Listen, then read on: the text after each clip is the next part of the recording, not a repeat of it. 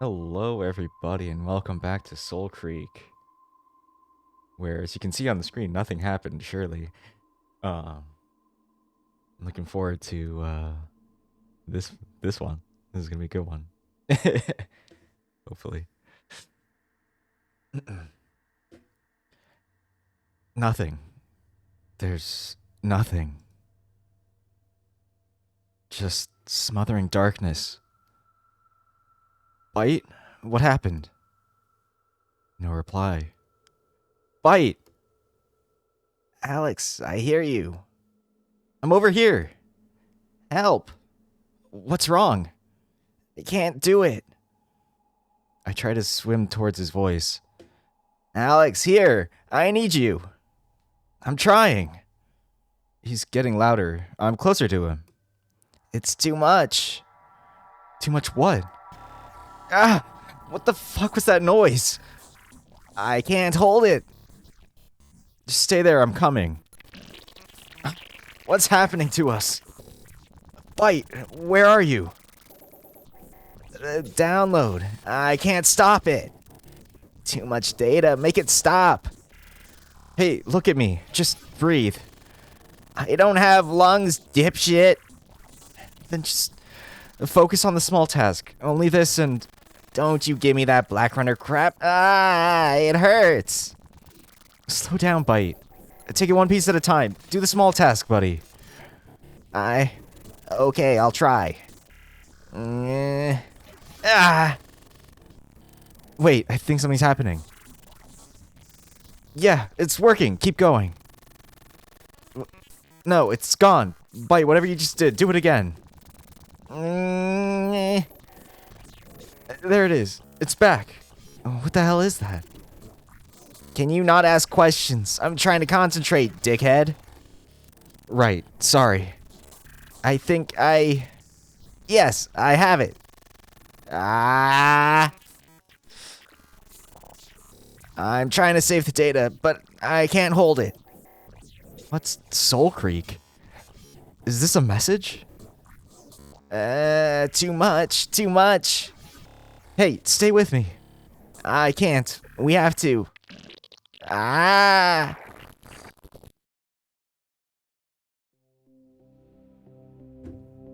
Bite? Bite, where are you? I'm here. I'm okay. What just happened? I copied the data from the rhinestone dish. I've never seen anything like it. What the hell was in there? It's some kind of algorithm. Algorithm? For what? I have no idea. It's clearly been written for a very specific purpose, but I can't figure out what. How come? I only have half of the program. The rest of the data is saved somewhere else. It doesn't take me long to make the connection. What about the other satellite station? You said it's linked to the rhinestone dish. They both came online when I woke up. Oh, you might be right. The other half of the algorithm must be there.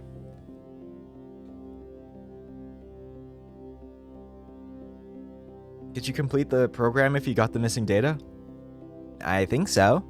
Just give me time to analyze the data we already have first. We should get an idea of what it does before we go looking. I can't believe it. We have something, Bite. A real clue. We have a shot. Whatever happens, Alex, we can't tell the Automonks about this. They're gonna want this data for themselves. They want you for themselves. Yeah, agreed. This seems like the kind of thing they'd go crazy over. What happened to me, by the way? The last thing I remember was... Oh crap, Loken, is he okay? The data current knocked you unconscious, but I can wake you up now. Do it. We left him all alone in there. Alright, hold on.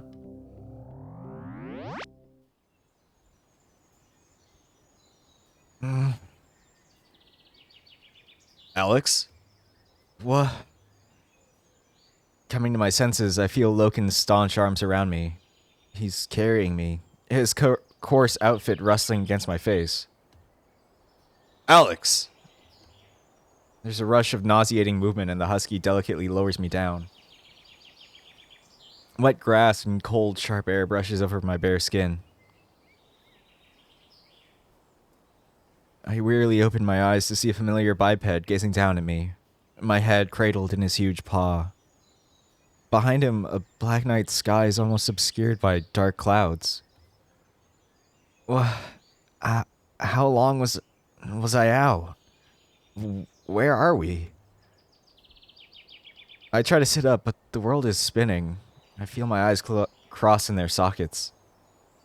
Stay still. It is far beyond midnight. That long?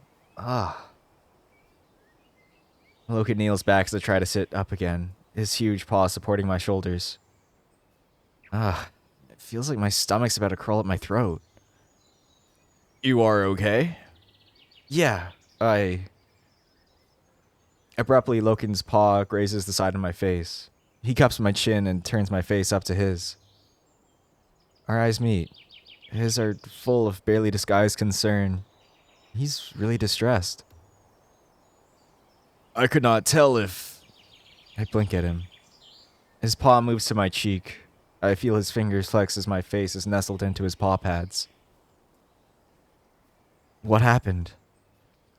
You touched the wall. You yelled in pain and fell. I caught you.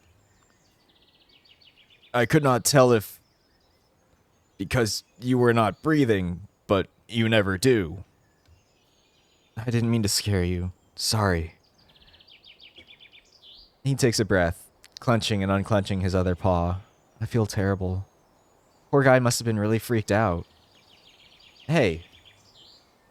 I don't know if it's because I'm still a little delirious, but I instinctively bring my hand up to his and clasp it warmly. I'm okay. He doesn't reply. His face is frozen in apathy. I'm fine. Look. And we have news. I discovered something amazing.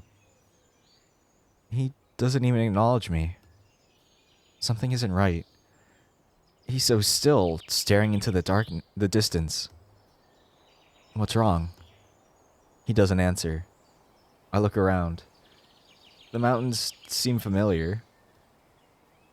Logan, are we still in the Black Zone? He shakes his head and opens his mouth to speak, but says nothing. Then I hear it. Far in the distance, in the dark mountains beyond the Black Zones. An obscure, inscrutable bellow. Something far away. It permeates my mind and my heart clenches. Logan lets go of my cheek, his fist tightening with worry. What was that? They came for us. And my chest tightens. But when you touched the wall, the lights went out. The rhinestone dish became dormant once again, and they came. I have never seen so many. The Black Stones are provoked. I took you and ran. I ran for hours. They hunted me for hours. He puffs a heavy breath out of his cheeks in anguish. The demons are stirred tonight. They are all hunting. The Black Stones are more dangerous than they have ever been. I did not think we would make it. I swallow, looking past him into the distant darkness. Are we safe? We are outside the border. We are safe, but others inside are not. Have the Black Stones ever been riled up like this before? No, I do not know how long it will last. I can't imagine what he just went through. Running from whatever horrors were hunting him, carrying me all the while. There's a pause. My apprehension gives way to a stomach-boiling guilt. Did Aiden and I stir the Black Zones up? How? I did not stay to find out. I only ran. He tried to warn me. He said there'd be consequences for digging too deep. He was right. I'm sorry. I just wanted... I know, Alex. You wanted answers. He fixes me with a pointed look. We are Black Runners, yes, but even we must treat the Black Zones with respect. Knowledge is dangerous. Always tread carefully. Somberly, I nod at him. Thanks for saving me. He finally looks back at me and smiles. He exhales and I feel the relief in his breath. You are okay. I'm okay. His face hovers just above mine. His expression softens. Suddenly I feel something brush against my hand. I look down and see his upturned paw flexing ever so slightly, waiting to be joined with my own. Alex, I am happy that you are okay. Thanks. I'm happy that you're happy. Then as I move to clasp my fingers with his, he flinches and pulls away. No. What? He pulls me up to my feet. We must go to the chief. We must warn her that the Black Zones have been provoked. The borders are unsafe for all. You can walk? Yeah, I can walk. Okay. He gently guides me by my shoulder. I turn, taking in the night sky and the dark mountain peaks on the horizon. Side by side, wordlessly, we start walking home beneath the night sky. We've been silent for some time. Loken is gazing joylessly at the ground in front of him. My head is buzzing. I should be worried about the Black Zones. I should be stirred by our discovery. Instead, I'm just thinking about him. Why is there this horrible tension between us? We keep having these warm, heated moments. They're starting to feel natural and right, but they don't last. What's going on? You are my acolyte. What? You are my acolyte. Okay. Is he rejecting me? That's his excuse? Tell me of what you found in these memory boxes with Bite. I don't answer. Why is he changing the subject? We're obviously attracted to each other. Or are we? Am I misinterpreting him? Loken. No, Alex. Tell me of the memory boxes. I grimace. I'm too tired, and we're nearly back at the lodge. I'm not going to push him. Well, we found something. Bite doesn't know what it is, though. He thinks it's an algorithm. I do not understand. Like, it's a piece of software. It does something, like a tool. We don't know what its purpose is. Bite is going to try and figure it out, but it'll take a while. He's missing half of the data. We have time. The indulgence is tomorrow. We must attend. I remember something. What's Soulcreek? He frowns at me, but doesn't break his walking pace. Explain? It's related to the algorithm we found in... Loken! Taki? Fucking hell, finally! The honey badger sprints towards us from Loken's lodge, her eyes wide in alarm. Something's wrong. Taki, tell us what is wrong. I immediately think of the agitated Black Zones. A bunch of the youngsters have gone missing. You think they've snuck off to go zone baiting? No! They cannot do this, not now. My eyes widen in horror. Tonight? Of all nights? Taki catches our panic, tensing up. What's the deal? You told us they weren't that dangerous. Things are different tonight. They are in danger. Are there others out looking for them? Tronir has her warriors scouring the woods, but they ain't sure where all the nearest borders are, so I came to find you. Alex, we will search the fences now. Loken breaks into a mad sprint, back the way we came. I set off after him. He stops abruptly after a minute of mad dashing, head whirling on the spot, his fists are clenched, his teeth bared and his eyes wide with alarm. Children, tell me where you are. He bellows out to the darkness, but nobody responds. This is our fault. We provoked the demons. If... We'll find them. The hound snarls. I sense his fear and his frustration. I feel it too.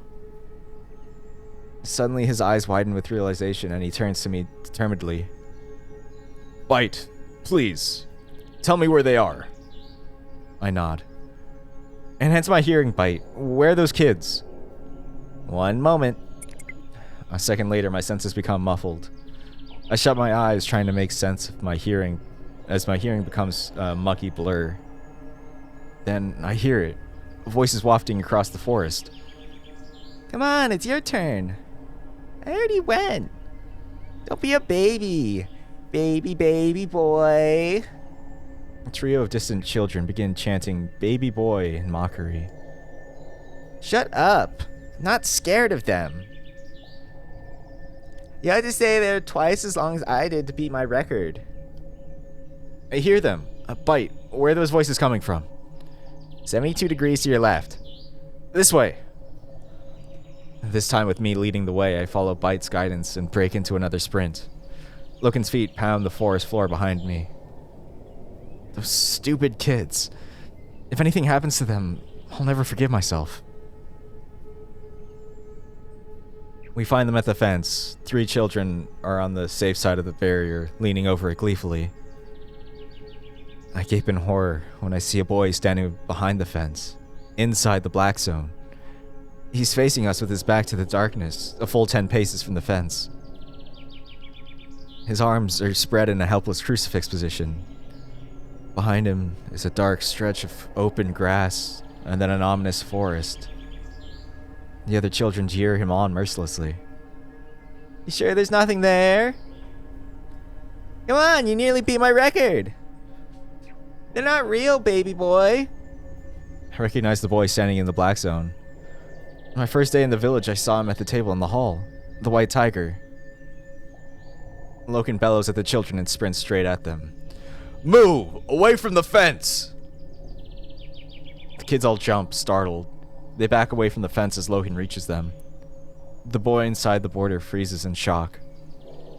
Girls, back into the woods. Now! Get away from the border. It is not safe. Unnerved, the other children move towards the trees behind me and hide within them. Loken turns his attention back to the spooked tiger still standing in the perilous black zone. To me, boy, quickly! Come to... Loken suddenly stops dead. He stares past the boy, and his eyes widen in terror. Stop! Boy, be still! Be quiet! Do not move! I see it too. The dark woods far behind the boy rustle, then part. Something emerges and comes out of the black. Loken. I see it. Oh fuck, it's coming. We have to get him out. I will cross the border and grab him, but they are drawn to sudden movement. Loken vaults over the fence whilst I stay put. He lands in the black zone and starts to creep, agonizingly slow, towards the boy. They're both in mortal peril. Alex, stay. Keep the boy still. Talk to him. If he looks or tries to run, it will take him. Behind him in the distance, the black shape is getting steadily closer. The kid remains frozen in his crucifix pose, facing me with wide eyes.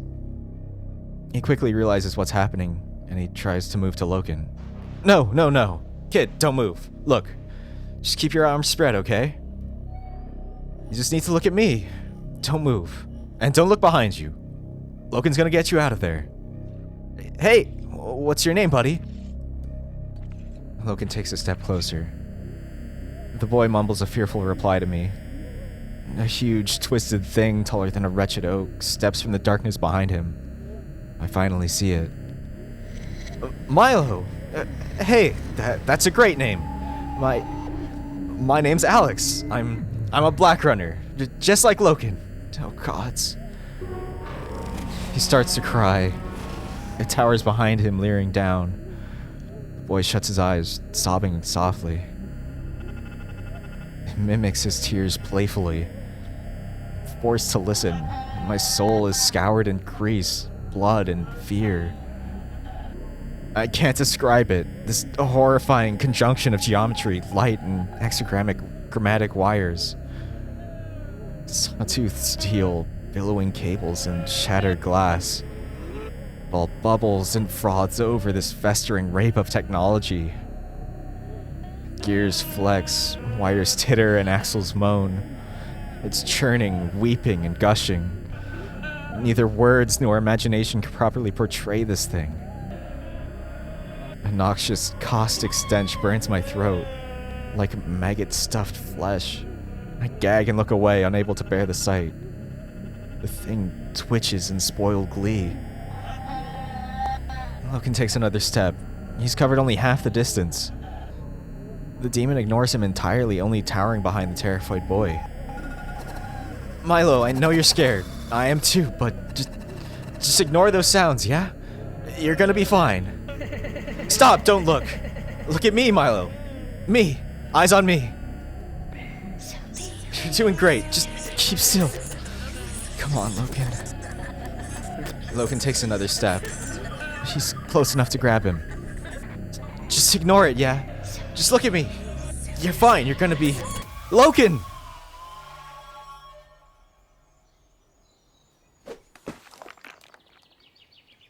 With the boy in his grasp, Logan leaps back over the fence and into safety.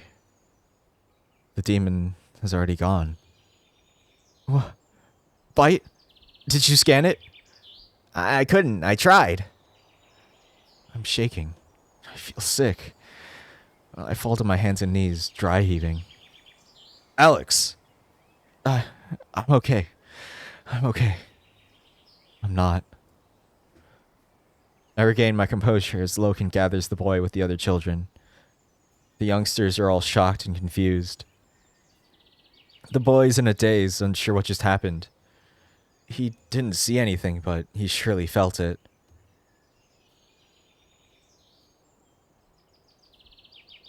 Logan glares down at all four of them. You are, all of you, insolent, heedless, arrogant. They cower from him. Man, I hope Logan's never mad at me like this. You have ignored my warnings. Your behavior is dangerous, unthinkable, and beyond excuse. You will walk back to the village. You will walk in single file. You will be silent. Go, now. They follow his instructions wordlessly. Through the woods, we trek them back to the village.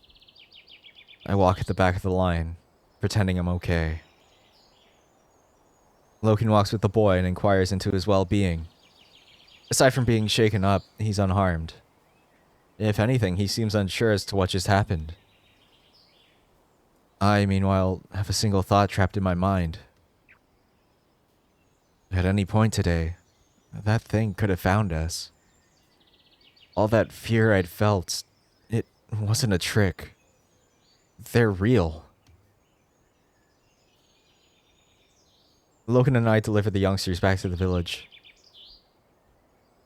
If I thought Logan's anger was fierce, I can imagine it'll be nothing compared to the discipline Dravonia will dish out. We don't hang around to witness. It's late. We're both tired and in shock. Logan is worried about me. Neither of us says a word on the way back to the lodge. I can't speak. Logan regards me, concerned. He tries to ask after me at one point, but I don't know how to answer. I can't focus. I wish I could forget what I saw. What are they? Logan stretches up to this light switch behind me. I wince as the lights burn my retinas. You are okay? Blatantly lying, I march across the lodge and plant my butt on the floor, staring at the empty fire pit. I shall light a fire? Yeah. Yeah. Thanks. I shall light a fire. There's a shuffling behind me and I feel Logan's huge bulk settle at my side. He sits cross-legged and looks sideways at me. You are not okay. Many things have happened today, but you will be okay. There's a pause and then he shuffles closer. His knee bumps gently against mine. We started something. Hmm? Today, we started something. I have no idea how I fit into it, and I just saw. I don't know what I saw. Hmm. Even as black runners, we do not know what they really are. What was it doing? It could have grabbed him. It could have grabbed you, but. You have strong vigor. He's avoiding the answer. No. I was shaking like a leaf. I was also afraid. I frowned at him, bemused. You were literally in there with it. It was not interested in me, but even I wanted to run. There's a pause. I look at him, my trepidation rushing back. Logan, what was it doing? Logan sighs and shakes his head. He can't dodge the question forever. I can handle it. Not me. Not the boy. You. What? It was there for you. My blood turns cold. Why? You are my acolyte now. It was a greeting. How do they know? They simply do. He doesn't clarify. It's because I provoked them at the rhinestone dish. You warned me, I didn't listen. You sought knowledge. They are the fear that stands between us and understanding. A fear that can destroy. This is the lesson that every black runner must learn. I believe one day the clans will find the will to face them, Alex. It will get easier. You have seen one now. Tell me, you still believe they are made of these A&I creatures? I don't answer. Alex? Yeah, I do. They're machines, but also something more. Something unnatural. We go quiet for a while. Bite is good. I gape in surprise. Did I just hear that right? Whoa, you like him now? He helped you find the children. He is good. Tell him he is good. Hear that, Bite? You're good. I heard. So? Fine. He's alright. Just alright. He says you're alright. That is good? Yeah, it's good. Okay. Cool. I shake my head and smirk. Even with all his troubles, I find him adorable. Oh. I remember something so arbitrary that I completely abandoned thoughts of the recent encounter. Logan jolts in shock when I suddenly jerk upright. I twist around, gathering my bedding to me and scrambling through it, desperately searching for something. You are acting strange. I knew I'd heard that name before. Logan stares, confused, as I rummage around me. Eventually, I find what I'm looking for. I found it. I lay the map out in front of me, flattening the edges so both Logan and I can see. There.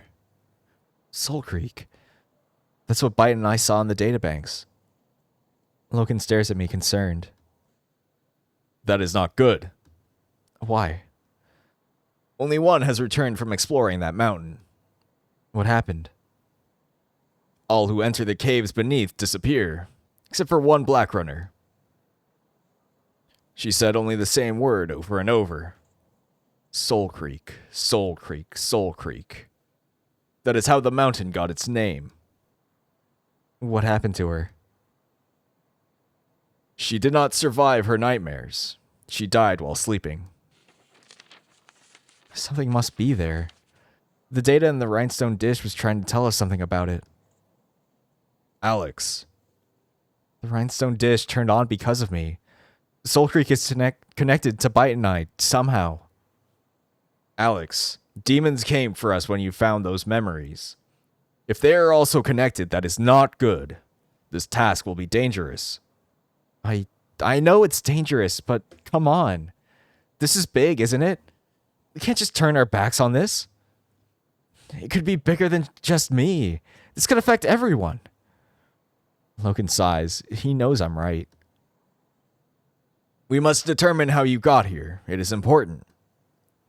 But we will treat this task with respect. No one returns from Soulcreek. We will not go there. Well, I did say the data is incomplete. He only got half. The other dish may contain the rest of these memory boxes. Exactly. Where is it? Logan looks back at the map, moving his fingers across it. The rhinestone dish is here. And the other one? The second dish is called the Boneyard. It is in Devil's Crag, the city where I found you. Charming. Who the hell names these places? That has been forgotten. There is a route to Devil's Crag, but the city is dangerous. We could check out the pod you found me in while we're there. Yes, but demons are frequent in Devil's Crag. We will require assistance. Assistance from who? Leave that to me. You are right, Alex. It is our duty as Black Runners to investigate this matter. The Black Zones were provoked tonight, and I wish to know why. Do you think Soulcreek is the answer? I do not know. Even Black Runners avoid this place. I am uneasy gathering this data without knowing its purpose. Byte says it's an algorithm. Explain. I don't think I can. Like, it'll do something. He thinks he can figure out what, even with only half the data, but it'll take him a few days. Okay. We will give Byte time to study these data memories before we search for the Boneyard. That will give us time to continue your training. We will continue to serve the Draconi. We will inform Aeon of what occurred today. We will see the Automonks and seek their assistance in examining you. Now we have completed their favor. We can't tell them about the algorithm. They'll want it for themselves. Yes. We will not tell them about the memory boxes. We will say we could not determine why the rhinestone dish awoke. Logan folds the map back up. But now you are tired. No more talk of this algorithm or of Soulcreek. He's right. I'm exhausted. Tomorrow's the indulgence, right? Yes. Are you gonna... He blinks at me. Hang out with Orion? No. I said I won't judge you for who you're with. I don't mind. I will not spend the indulgence with Orion. My chest flutters. Is that because you'd rather... He tilts his head at me. Someone else? I see his nostrils flare uncomfortably. You will judge me. I won't. I'm not like that, I promise. Logan? You are small. My face burns red and I fight back a huge, stupid smile. Thanks, big guy. You're a good hound. I feel his tail thwack my butt, but he quickly reins it in. You are a good human. You're a good human. I smile. You don't have to talk like that. Okay.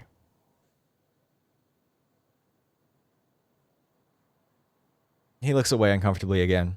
My heart sinks. Damn it. The moment ended. Again. I opened my mouth to save it, but I just can't. He's uncomfortable with something. He seems so sure I'm going to reject him, but why? Do I just tell him I want to fuck? I don't think I can be that forward, especially when I have no idea how the indulgence really works. I know that normally partners don't hang around. The mating troop leaves, but for Logan and I, we'd still be together the next morning. Is that why he's hesitant? It's unknown ground for both of us. We're just different culturally. I don't know what to do. I look at him, admiring the contours of his face and the contrast of his monochrome pelt. He just looks so comfortable. I'm so fucking tired. I'm so overwhelmed I need some comfort. I yawn loudly. My head falls onto the side of his arm. Today was long. Logan goes stiff. I feel him look down at me as I shut my eyes. Logan adjusts our outfits rustling together. He lifts his arm over my head and brings it down around my shoulder. Man, I hope that ice cream truck doesn't get caught in the recording. My heart skips as he tugs me closer and my muscles turn to rubber. He squeezes me, his fingers kneading into my arm. I feel the ridge of his muzzle just above my head, nestling against me. Rest. My inhibitions drop, very slightly. His thick outfit prevents me from feeling the warmth of his body properly, but I still enjoy the weight of his thick arm around me. I sink into his presence, exhaling. His chest inflates against me and I'm rocked by the current of his breathing, and the overwhelming stress of the day's events melt away. You're comfortable. Sleep heavy, Alex. You too, big guy.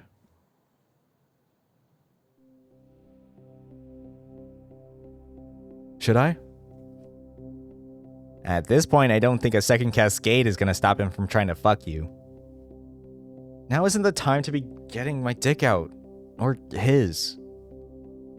Honestly, Alex, you have a biological need. Might as well get it filled. Ugh. I don't know what's happening with him. I think he's just as confused as me. I mean, it's not like it's anything more than physical. We're just curious about each other. That's one way of putting it. Whatever happens, promise me you won't pop up in my head while I'm... You know. Yeah, I don't plan on crashing that. Can we talk about something else? Have you gotten any closer to figuring out what the algorithm might be? I'll need a day or two at least for that. I did discover something interesting. The algorithm wasn't written before the cascade. It was during. There could be an insight as to what caused it in this data. I wonder what Soulcreek has to do with all this. Who knows? Soulcreek is just a name on the map. We probably need to get the data from the boneyard before this comes together. Hey, while I'm processing the data we have, I won't be available to call on tomorrow. It'll take all my focus. You think you'll be okay without me? I'd say so. I mean, nothing's happening tomorrow except the indulgence. I can still call you if it's urgent, right? Of course. I think you've earned a day off. Let me handle this side of things. You just relax. Relax. I had an orgy, right? Maybe I could set up a command to make you jizz on an assigned vocal cue. You'll be the talk of the whole clan. My reputation as a last effort is enough. I don't want the amazing human with his endless gossamer fountain of cum following me around too. Good point. Okay, I'm gonna dive into your subconscious and start analyzing the algorithm. Don't call me tomorrow unless it's an emergency. Will do. Good luck.